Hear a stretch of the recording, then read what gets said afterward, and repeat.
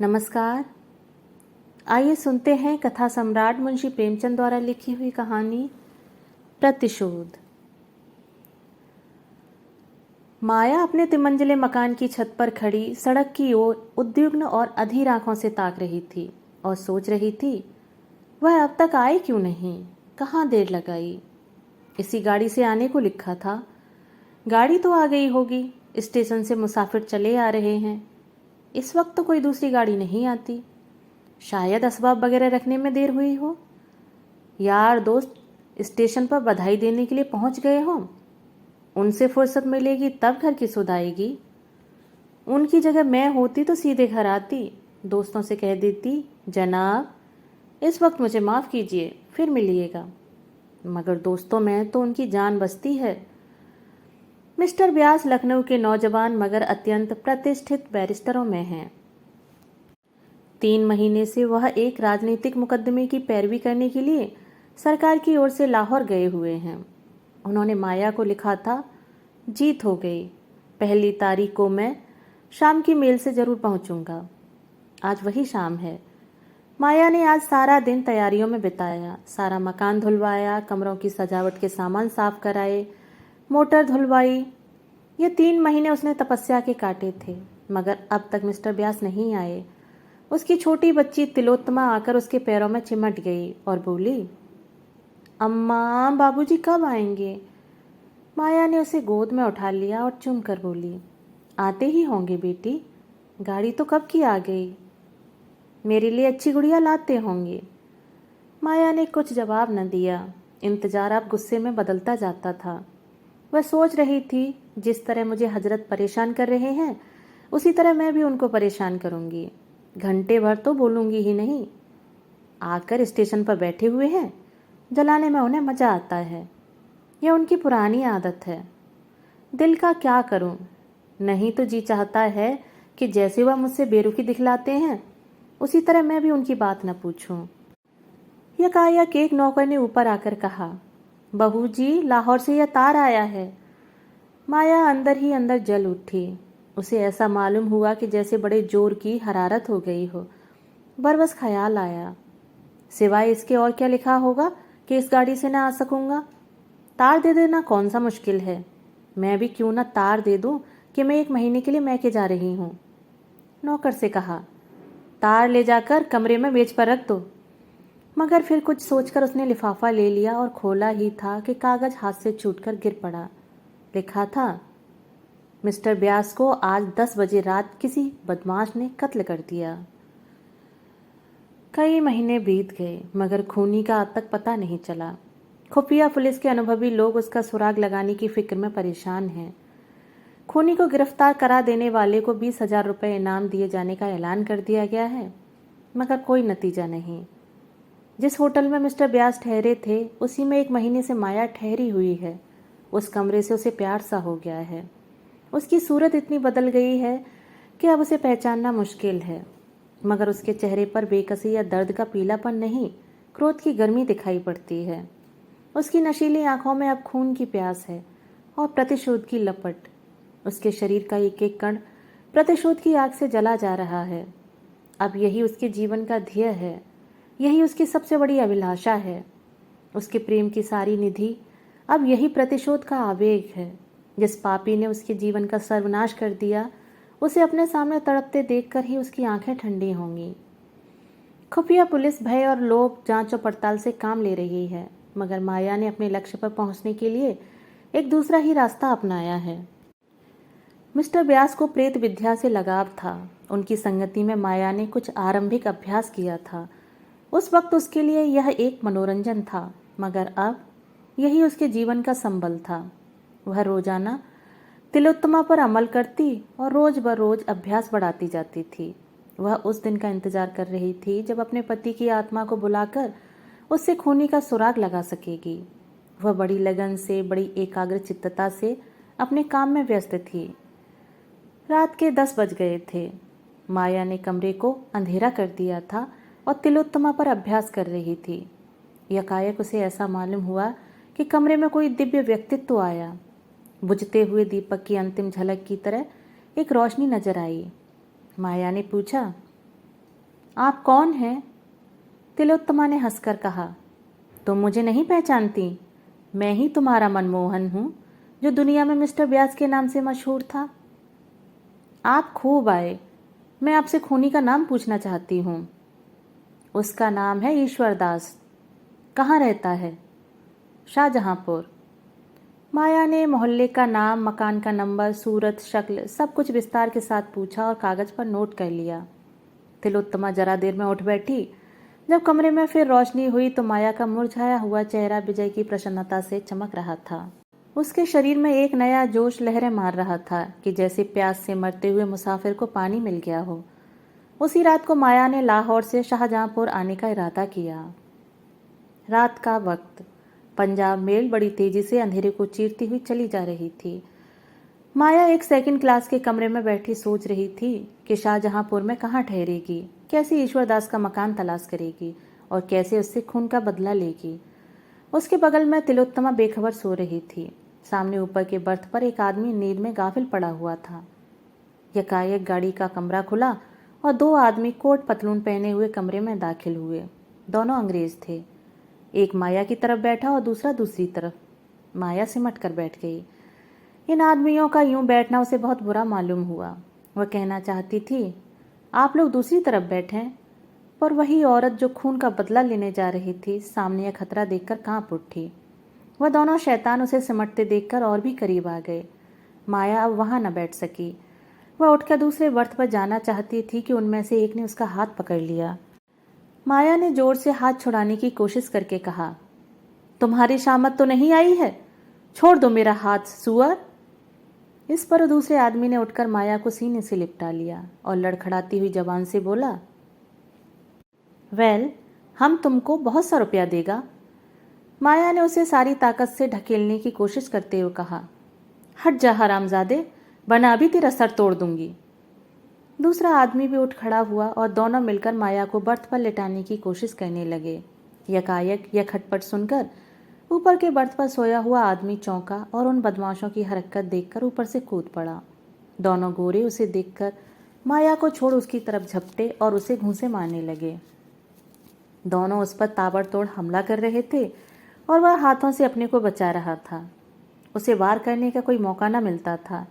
यकायक उसने उचक्कर अपने बिस्तर में से एक छुरा निकाल दिया और आस्तीन समेट कर बोला, तुम दोनों अगर अभी बाहर न चले गए तो मैं एक को भी जीता न छोड़ूंगा। दोनों गोरे छुरा देखकर डरे, मगर वह भी निहत्थे न थे। एक ने जेब से रिवॉल्वर निकाल लिया और उसकी नली उस आदमी की तरफ करके बोला, निकल जाओ रास्कल। माया थर-थर कांप रही थी कि न जाने क्या आफत आने वाली है, मगर खतरा हमारी छिपी हुई हिम्मतों की कुंजी है। खतरे में पड़कर हम भय की सीमाओं से आगे बढ़ जाते हैं, कुछ कर गुजरते हैं, जिस पर हमें खुद हैरत होती है। वही माया जो अब तक थर-थर कांप रही थी, बिल्ली की तरह कूद कर उस गोरे की तरफ लपकी और उसके हाथ से रिवॉल्वर खींचकर गाड़ी के नीचे फेंक दिया। गोरे ने खिसियाकर माया को दांत से काटना चाहा, मगर माया ने जल्दी से हाथ खींच लिया और खतरे की जंजीर के पास जाकर उसे जोर से खींचा। दूसरा गोरा अब तक किनारे खड़ा था। उसके पास कोई हथियार न था, इसलिए वह छुरी के सामने न आना चाहता था। जब उसने देखा कि माया ने जंजीर खींच ली तो भीतर का दरवाजा खुलकर भागा। उसका साथी भी उसके पीछे पीछे भागा। चलते चलते छुरी वाले आदमी ने उसे इतने जोर से धक्का दिया कि वह मुंह के बल गिर पड़ा। फिर तो उसने इतनी ठोकरें, इतनी लातें और इतने घूंसे जमाए कि उसके मुंह से खून निकल पड़ा। इतने में गाड़ी रुक गई और गार्ड लालटेन लिए आता दिखाई दिया, मगर वह दोनों शैतान गाड़ी को रुकते देख बेतहाशा नीचे कूद पड़े और उस अंधेरे में न जाने कहाँ खो गए। गार्ड ने भी ज्यादा छानबीन न की, और करता भी तो उस अंधेरे में पता लगाना मुश्किल था। दोनों तरफ खड्डे थे, शायद किसी नदी के पास थी। वहां 2 क्या 200 आदमी उस वक्त बड़ी आसानी से छिप सकते थे। 10 मिनट तक गाड़ी खड़ी रही, फिर चल पड़ी। माया ने मुक्ति की सांस लेकर कहा, आज आप न होते तो ईश्वर ही जाने मेरा क्या हाल होता। आपके कहीं चोट तो नहीं आई? उस आदमी ने छुरी को जेब में रखते हुए कहा, बिल्कुल नहीं। मैं ऐसा बेसुध सोया हुआ था कि उन बदमाशों के आने की खबर ही न हुई, वरना मैंने उन्हें अंदर पांव ही न रखने दिया होता। अगले स्टेशन पर रिपोर्ट करूंगा।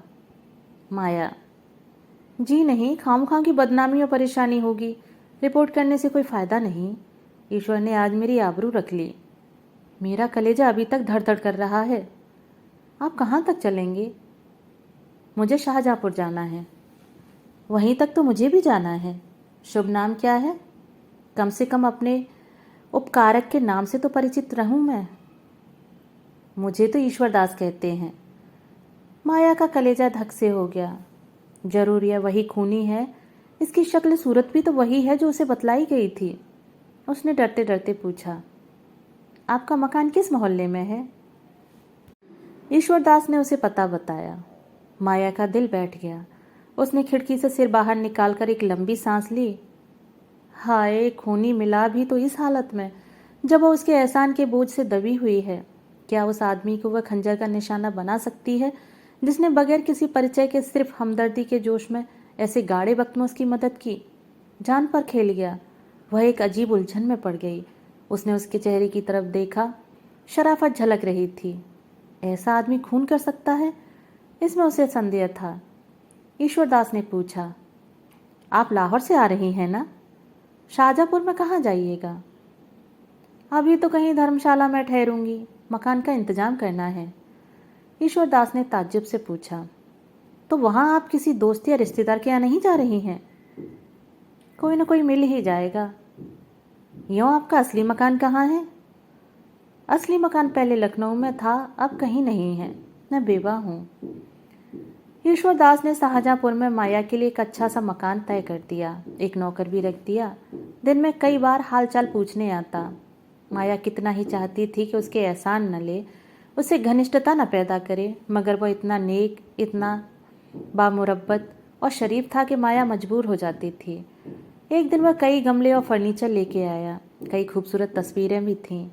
माया ने त्योरियां चढ़ाकर कहा, मुझे साज सामान की बिल्कुल ज़रूरत नहीं है, आप नाहक तकलीफ करते हैं।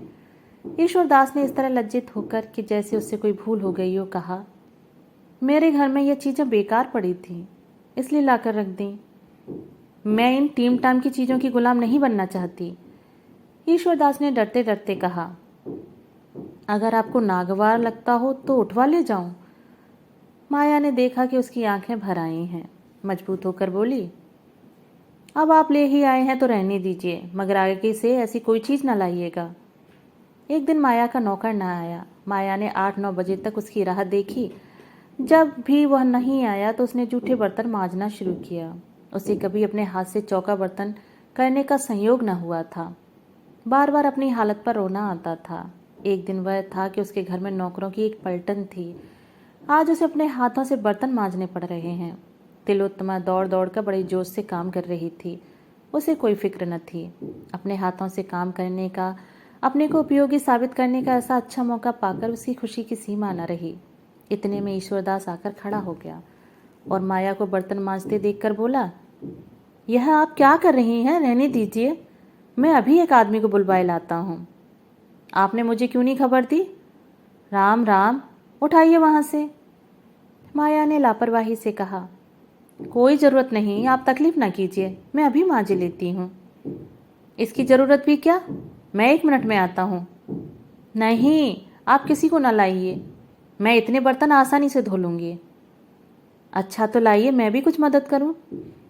यह कहकर उसने डोल उठा लिया और बाहर से पानी लेने दौड़ा। पानी लाकर उसने मजे हुए बर्तनों को धोना शुरू किया। माया ने उसके हाथ से बर्तन छीनने की कोशिश करते हुए कहा, आप मुझे क्यों शर्मिंदा करते हैं? रहने दीजिए, मैं अभी साफ किए डालती हूँ। आप मुझे शर्मिंदा करती हैं या मैं आपको शर्मिंदा कर रहा हूँ? आप यहाँ मुसाफिर हैं, मैं यहाँ का रहने वाला हूँ। मेरा धर्म है कि आपकी सेवा करूँ। आपने एक ज्यादती तो यह की कि मुझे जरा भी खबर न दी, अब दूसरी ज्यादती यह कर रही हैं। मैं इसे बर्दाश्त नहीं कर सकता। ईश्वरदास ने जरा देर में सारे बर्तन साफ करके रख दिए। ऐसा मालूम होता था कि वह ऐसे कामों का आदी है। बर्तन धोकर उसने सारे बर्तन पानी से भर दिए और तब माथे से पसीना पहुँचता हुआ बोला, बाजार से कोई चीज़ लानी हो तो बतला दीजिए, अभी ला दूँ।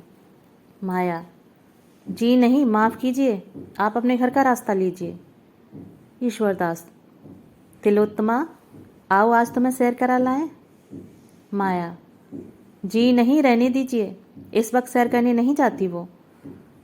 माया ने यह शब्द इतने रूखेपन से कहे कि ईश्वरदास का मुंह उतर गया। उसने दोबारा कुछ न कहा, चुपके से चला गया। उसके जाने के बाद माया ने सोचा, मैंने उसके साथ कितनी बेमुरब्बती की। रेलगाड़ी की उस दुखद घटना के बाद उसके दिल में बराबर प्रतिशोध और मनुष्यता में लड़ाई छिड़ी हुई थी। अगर ईश्वरदास उस मौके पर स्वर्ग के एक दूत की तरह न आ जाता तो आज उसकी क्या हालत होती। यह ख्याल करके उसके रोए खड़े हो जाते थे और ईश्वरदास के लिए उसके दिल की गहराइयों से कृतज्ञता के शब्द निकलते। क्या अपने ऊपर इतना बड़ा एहसान करने वाले के खून से अपने हाथ रंगेगी? लेकिन उसी के हाथों से उसे यह मनहूस दिन भी तो देखना पड़ा। उसी के कारण तो उसने रेल का वह सफ़र किया था, वरना वह अकेले बिना किसी दोस्त या मददगार के सफ़र ही क्यों करती। उसी के कारण तो आज वह वैधव्य की विपत्तियां झेल रही है और सारी उम्र झेलेगी। इन बातों का ख्याल करके उसकी आंखें लाल हो जाती, मुंह से एक गर्म आह निकल जाती और जी चाहता इसी वक्त कटार लेकर चल पड़े और उसका काम तमाम कर दे। आज माया ने अंतिम निश्चय कर लिया। उसने ईश्वरदास की दावत की थी, यही उसकी आखिरी दावत होगी। ईश्वरदास ने उस पर एहसान जरूर किए हैं, लेकिन दुनिया में कोई एहसान, कोई नेकी उस शोक के दाग को मिटा नहीं सकती है। रात के 9 बजे ईश्वरदास आया तो माया ने अपनी वाणी में प्रेम का आवेग भरकर कहा, बैठिए, आपके लिए गर्म गर्म पूड़ियाँ निकाल दूं। ईश्वरदास, क्या अभी तक आप मेरे इंतजार में बैठी हुई हैं? नाहक गर्मी में परेशान हुई। माया ने थाली परसकर उसके सामने रखते हुए कहा, मैं खाना पकाना नहीं जानती, अगर कोई चीज़ अच्छी न लगे तो माफ़ कीजिएगा। ईश्वरदास ने खूब तारीफ कर करके एक एक चीज़ खाई।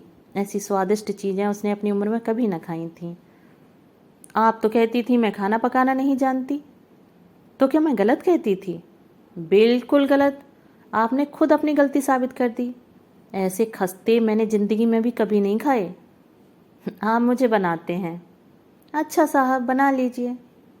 नहीं, मैं बनाता नहीं, बिल्कुल सच कहता हूँ। किस किस चीज़ की तारीफ करूँ?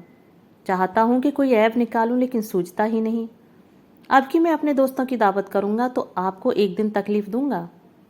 हाँ, शौक से कीजिए, मैं हाजिर हूँ। खाते खाते 10 बज गए। तिलोत्तमा सो गई। गली में भी सन्नाटा हो गया। ईश्वरदास चलने को तैयार हुआ तो माया बोली, क्या आप चले जाएंगे? क्यों ना आज रात यहीं सो जाइए। मुझे कुछ डर लग रहा है। आप बाहर के कमरे में सो रहिए, मैं अंदर आंगन में सो रहूंगी। ईश्वरदास ने एक क्षण भर सोचकर कहा, अच्छी बात है।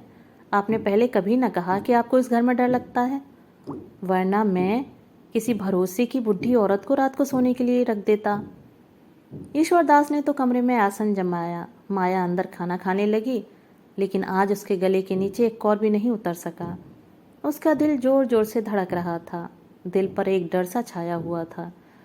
ईश्वरदास कहीं जाग पड़ा तो उससे उस वक्त कितनी शर्मिंदगी होगी। माया ने कटार को खूब तेज कर रखा था। आज दिन भर उसे हाथ में लेकर अभ्यास किया। वह इस तरह बार करेगी कि खाली ही न जाए। अगर ईश्वरदास जाग ही पड़ा तो जानलेवा घाव लगेगा। जब आधी रात हो गई और ईश्वरदास के खर्राटों की आवाज़ें कानों में आने लगी तो माया कटार लेकर उठी, पर उसका सारा शरीर कांप रहा था। भय और संकल्प, आकर्षण और घृणा एक साथ कभी उसे एक कदम आगे बढ़ा देती, कभी पीछे हटा देती। ऐसा मालूम होता था कि जैसे सारा मकान, सारा आसमान चक्कर खा रहा है। कमरे की हर एक चीज़ घूमती हुई नजर आ रही थी। मगर एक क्षण में यह बेचैनी दूर हो गई और दिल पर डर छा गया। वह दबे पांव ईश्वरदास के कमरे तक आई, फिर उसके कदम वहीं जम गए। उसकी आंखों से आंसू बह निकले। आह, मैं कितनी कमज़ोर हूँ। जिस आदमी ने मेरा सर्वनाश कर दिया, मेरी हरी भरी खेती उजाड़ दी, मेरे लहलहाते हुए उपवन को वीरान कर दिया, मुझे हमेशा के लिए आग के जलते हुए कुंडों में डाल दिया, उससे मैं खून का बदला भी नहीं ले सकती। वह मेरी ही बहनें थीं जो तलवार और बंदूक लेकर मैदान में लड़ती थीं, दहकती हुई चिता में हंसते हंसते बैठ जाती थीं। उसे उस वक्त ऐसा मालूम हुआ कि मिस्टर ब्यास सामने खड़े हैं और उसे आगे बढ़ने की प्रेरणा दे रहे हैं। कह रहे हैं, क्या तुम मेरे खून का बदला न लोगी? मेरी आत्मा प्रतिशोध के लिए तड़प रही है। क्या उसे हमेशा हमेशा यूं ही तड़पाती रहोगी? क्या यही वफा की शर्त थी? इन विचारों ने माया की भावनाओं को भड़का दिया। उसकी आंखें खून की तरह लाल हो गईं, होठ दांतों के नीचे दब गए और कटार के हत्थे पर मुट्ठी बंध गई। एक उन्माद सा छा गया। उसने कमरे के अंदर पैर रखा मगर ईश्वरदास की आंखें खुल गई थीं। कमरे में लालटेन की मध्यम रोशनी थी। माया की आहट पाकर वह चौंका और सिर उठाकर देखा तो खून सर्द हो गया। माया प्रलय की मूर्ति बनी, हाथ में नंगी कटार लिए उसकी तरफ चली आ रही थी। वह चारपाई से उठकर खड़ा हो गया और घबराकर बोला, क्या है बहन, यह कटार लिए क्यों खड़ी हो? माया ने कहा, यह कटार तुम्हारे खून की प्यासी है, क्योंकि तुमने मेरे पति का खून किया है। ईश्वरदास का चेहरा पीला पड़ गया। बोला, मैंने? हाँ, तुम्ही ने लाहौर में मेरे पति की हत्या की जब वे एक मुकदमे की पैरवी करने गए थे। क्या तुम इससे इनकार कर सकते हो? मेरे पति की आत्मा ने खुद तुम्हारा नाम पता बतलाया है। तो तुम मिस्टर व्यास की बीवी हो? हाँ, मैं उनकी बदनसीब बीवी हूँ और तुमने मेरा सुहाग लूट लिया। तुमने मेरे ऊपर एहसान किए हैं, लेकिन एहसानों से मेरे दिल की आग नहीं बुझ सकती। वह तुम्हारी खून से ही बुझेगी।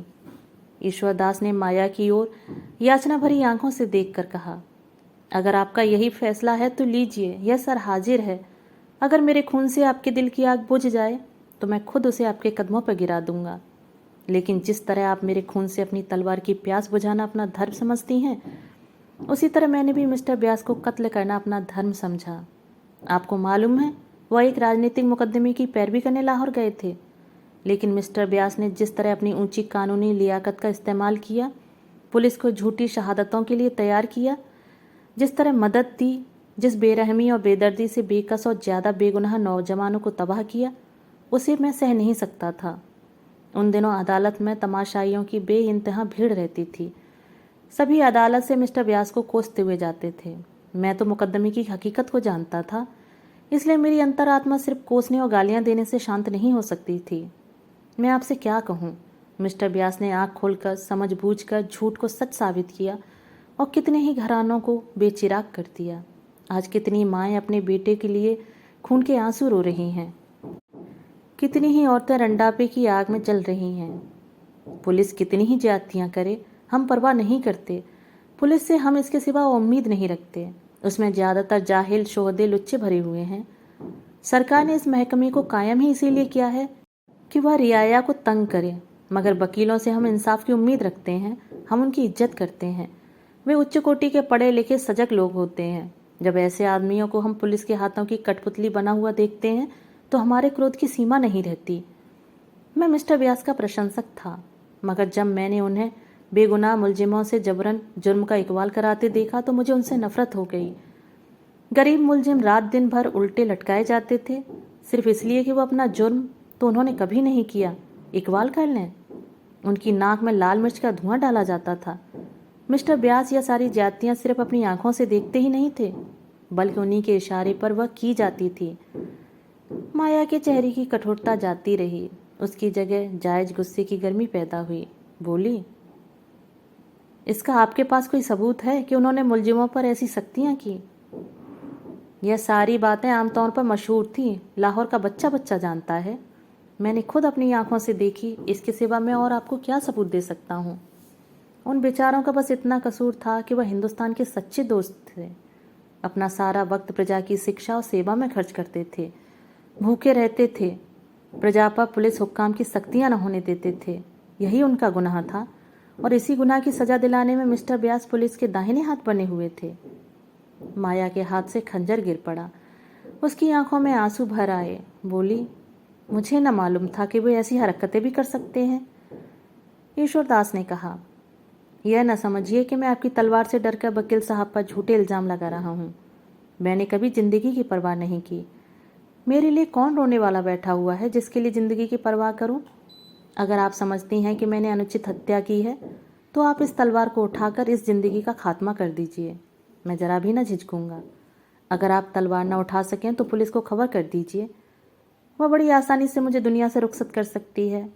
सबूत मिल जाना मुश्किल न होगा। मैं खुद पुलिस के सामने जुर्म का इकबाल कर लेता, मगर मैं इसे जुर्म नहीं समझता। अगर एक जान से सैकड़ों जानें बच जाएं तो वह खून नहीं है। मैं सिर्फ इसलिए जिंदा रहना चाहता हूं कि शायद किसी ऐसे ही मौके पर मेरी फिर जरूरत पड़े। माया ने रोते हुए कहा, अगर तुम्हारा बयान सही है तो मैं अपना खून माफ़ करती हूँ। तुमने जो जो किया, सही किया या बेजा किया, इसका फैसला ईश्वर करेंगे। तुमसे मेरी प्रार्थना है कि मेरे पति के हाथों से जो घर तबाह हुए हैं उनका मुझे पता बतला दो, शायद मैं उनकी कुछ सेवा कर सकूं। दोस्तों, अभी आप सुन रहे थे मुंशी प्रेमचंद द्वारा लिखी हुई कहानी प्रतिशोध। मिलते हैं एक और नई कहानी के साथ। धन्यवाद।